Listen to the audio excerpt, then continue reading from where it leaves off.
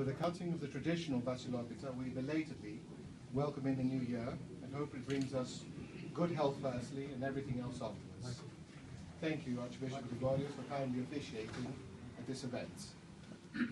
Before I look at the global shipping environment, I think it's very important to say that the action of the Greek government just before Christmas in imposing an increased tax on Greek tonnage, as opposed to the voluntary agreement mutually decided upon, has had and could have very significant long-term ramifications.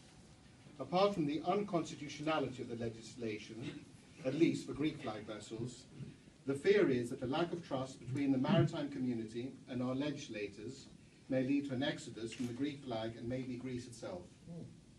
As I mentioned last year, high shipyard capacity will lead to an ordering boom, and that has occurred quite plentifully with large order books for bulk carriers, especially capes and tankers, MRs and VLs, VLPGs and container ships.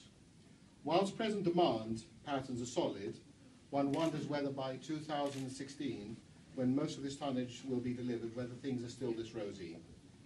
The emergence of a significant and very powerful new player in our industry, i.e. hedge funds and private equity, will greatly alter the traditional modus operandi of ship finance and ship ownership.